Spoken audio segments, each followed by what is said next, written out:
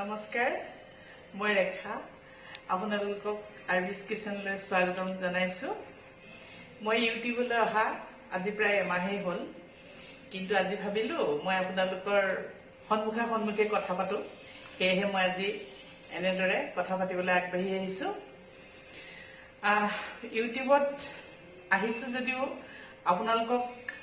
আপোনালোকৰ যিখিনি সঁহাৰি পাইছোঁ ভাল লাগিছে, আৰু মই ইউটিউবত অহাৰ এটাই কাৰণ, বিশ্ববাসী যি মহামাৰীত ভুগি আছে, ঠিক তেনেদৰে আমি সকলোবিলাক এই লকডাউন, এই সামাজিক ডিষ্টেন্স মেইনটেইন কৰি আমি যিদৰে জীয়াই থাকিবলগীয়া হৈছে, এটা জটিল পৰিস্থিতি। এই পৰিস্থিতিত আমি কৰোনাৰ লগতে আমিও সমভাৱে জীয়াই থাকিব লাগিব। ঠিক তেনেদৰে আমি নিজৰ কামবিলাকো আগুৱাই নিব লাগিব, নহয় জানো?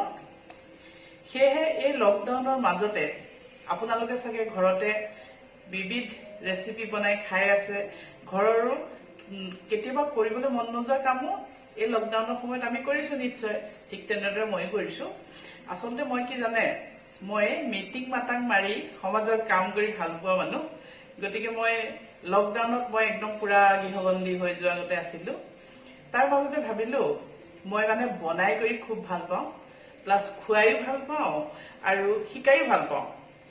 সেইকাৰণে মই ভাবিলোঁ ইউটিউবৰ এটা চেনেল খুলি, কিয়নো আপোনালোকৰ লগত যিসকলে ইউটিউব চাই ভাল পায় আৰু শিকিবৰ ইচ্ছা কৰে তেখেতলোককো শিকাওঁ।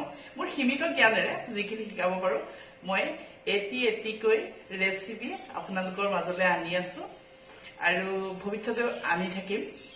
সেয়েহে আপোনালোকে চাইছে নিশ্চয়, চাই ভাল লাগিলে শ্বেয়াৰ কৰিব, কমেণ্ট কৰিব আৰু লাইক কৰিব।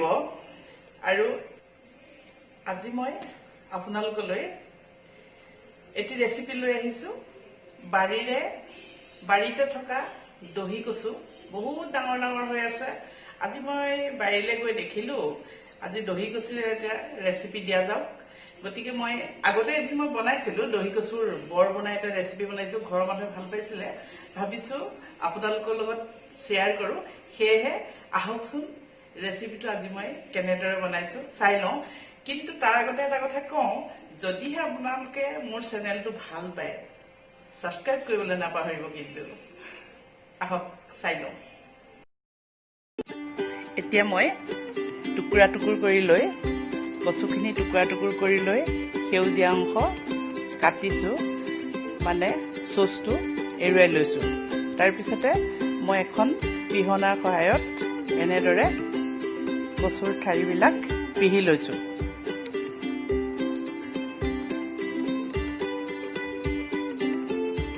তাৰপিছতে মই এখন চেকনি লৈ যিখিনি ৰস ওলাই, কচুটো যিহেতু খজুৱাৰ চান্স থাকে, ৰসখিনি মই সম্পূৰ্ণৰূপে চেকনিৰ সহায়ত চেকি উলিয়াই লৈছোঁ।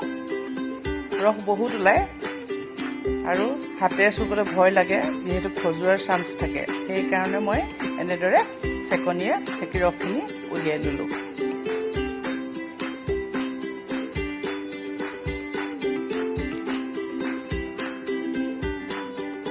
তাৰপিছতে এইখিনি শুকান ভাৱ হৈছে। এতিয়া বৰৰ বাবে মিক্সাৰখিনি তৈয়াৰ কৰি ল'ম। এয়া বেচন দিছোঁ 1 কাপ জোখৰ। তাৰপিছতে দিছোঁ আদা ৰচুনৰ পেষ্ট 1 চামুচ দিম। তাৰপিছতে দিম পিঁয়াজ।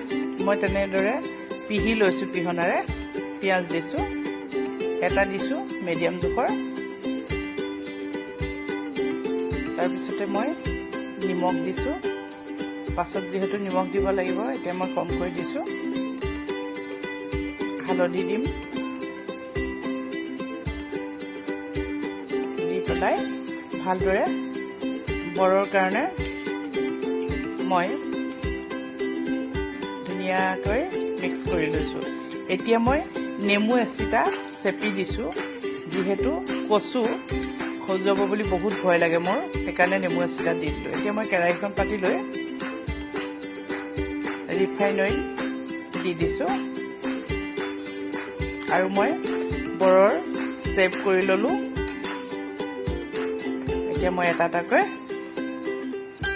বৰখিনি ভাজি ল'ম। এয়া সুন্দৰ কালাৰ আহিছে আৰু বৰখিনি ভজা হৈ গৈছে। মই এখন থালত উলিয়াই লৈছোঁ।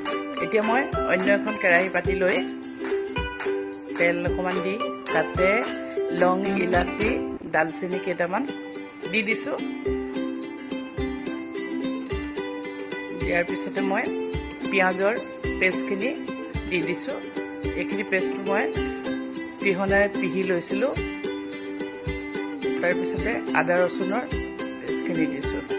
আদা ৰচুন মই খুন্দনাত খুন্দি লৈছিলোঁ। ইয়াৰ পিছতে মই দিম আধা চামুচ জোখৰ দিছোঁ ধনিয়া পাউডাৰ। সাধাৰণতে মই ধনিয়া পাউডাৰ খুব কম ইউজ কৰোঁ। তাৰপিছতে এইখিনি মছলা দিছোঁ। জিৰা আৰু শুকান জলকীয়া মই ঘৰতে বনাই লৈছিলোঁ আৰু সৰিয়হ দি ঘৰতে বনোৱা মছলা মই দি দিছোঁ। যিহেতু শুকান জলকীয়া গুড়ি কৰি তাত মিহলি কৰি দিছিলোঁ, কালাৰটো বৰ সুন্দৰ আহে। এইখিনি মছলা মই ঘৰতে বনাই কৰি ৰাখোঁ। ভালদৰে মিক্স কৰিছোঁ। মিক্স কৰাৰ পিছত তেল ওলাই আহিছে অলপ অলপকৈ। এতিয়া মই হালধি অকণমান দি দিছোঁ।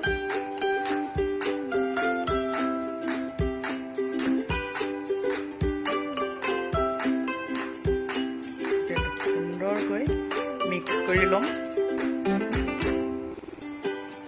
মছলাটো আদা ৰচুনৰ গোন্ধটো নথকালৈকে আমি ফ্ৰাই কৰি ল'লে হ'ব। তাৰপিছতে সিমান দেৰি মিক্স কৰাৰ পিছত তেলটো অলপ অলপ গাৰ পৰা যেতিয়া এৰুৱা দেখিব, তেতিয়া আমি তাতে অলপমান পানী দি দিম। এয়া এৰ খাইছে, প্ৰায় তেলি তেলি ভাৱ হৈছে। এতিয়া আমি ইয়াতে 1 কাপ পানী দি দিছোঁ। মই ডাঙৰ কাপেৰে 1 কাপ পানী দি দিলোঁ। চাওকচোন কালাৰটো কি সুন্দৰ হৈছে। এনেদৰে আপোনালোকে মছলা বনাই থ'বচোন।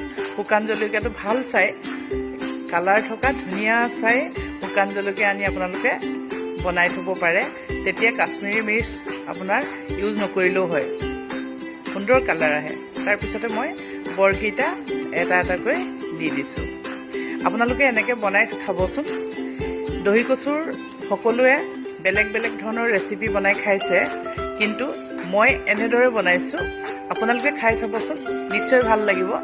এতিয়া মই ওপৰত জালুক দি দিছোঁ। জালুকৰ গুড়াটো দিলে ভাল লাগে আৰু খজুৱাৰো চান্স নাথাকে। বহুত ভয় লাগে খজুৱাব বুলি, গতিকে মই বহুত সাৱধানে বনাওঁ। এই আইটেমটো বনালে, কচু বনালে খুব সাৱধানে বনাব লাগে। তাৰপিছতে মই নিমখ আগতে দিয়া আছিলে বৰকেইটাত, এতিয়া কম পৰিমাণে নিমখ দি দিছোঁ। আপোনালোকে নিজৰ আন্দাজত নিমখ দিব। লুটিয়াই দিছোঁ, যিহেতু নিমখখিনি ভালদৰে মিক্স হোৱা নাই। এয়া মোৰ হৈ গৈছে, পৰিৱেশন কৰিবৰ কাৰণে ৰেডি হৈ গৈছে। আপোনালোকে কেনেকুৱা পালে বনাই নিশ্চয় খাব, ভাল লাগিব। ভাল লাগিলে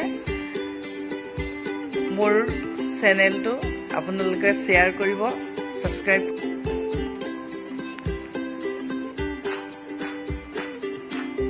Thank you.